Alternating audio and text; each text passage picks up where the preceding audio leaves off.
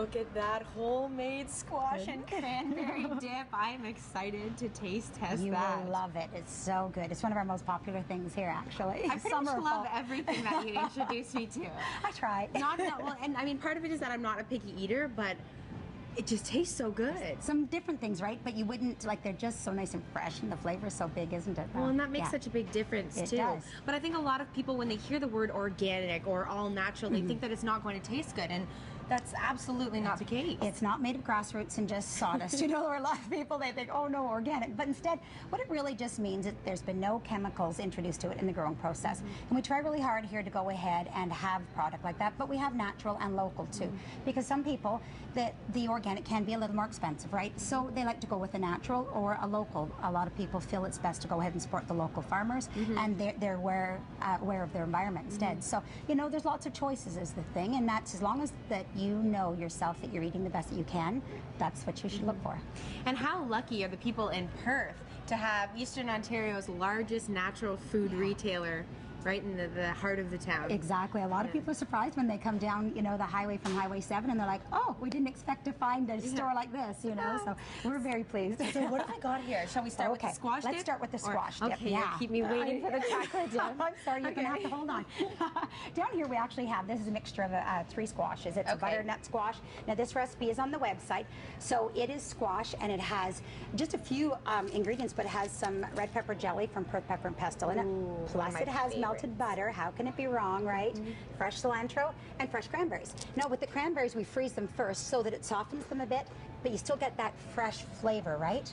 Isn't it nice? Oh my gosh. The best part about this is you can serve it warm or room temperature. It's great for a buffet.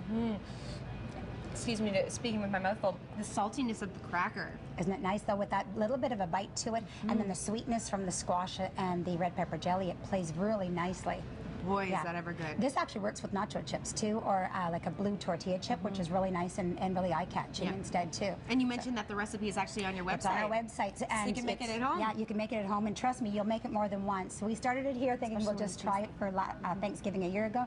It's been on the menu ever since, so it's in our deli counter. And before we go, the locally made chocolate sauce. This locally made chocolate sauce has tangerine in it, and I thought, you know, your margarita glasses just aren't for margarita time. Let's go ahead and do a tropical theme for Christmas breakfast. So we took some dragon fruit and pineapple and some nice pomegranate seeds and star fruit, just because they're really pretty. Pop them in a glass with this local chocolate.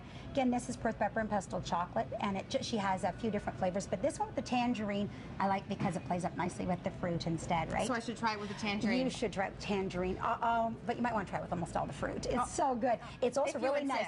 Well, you know, if you must. Try it with the rice cracker. I think it'll be fine too.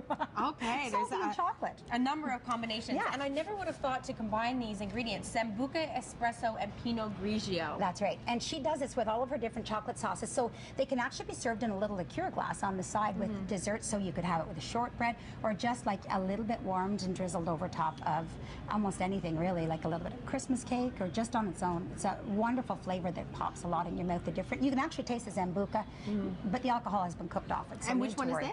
This is the tangerine one, right the here. Tangerine, perfect. Yeah. Okay. All right. Now you've got a new line of homemade soaps. We do. All it's natural Hugo's. soaps. They're all natural, complete glycerin soaps. They smell great. They look really nice. Good for taking over the holidays.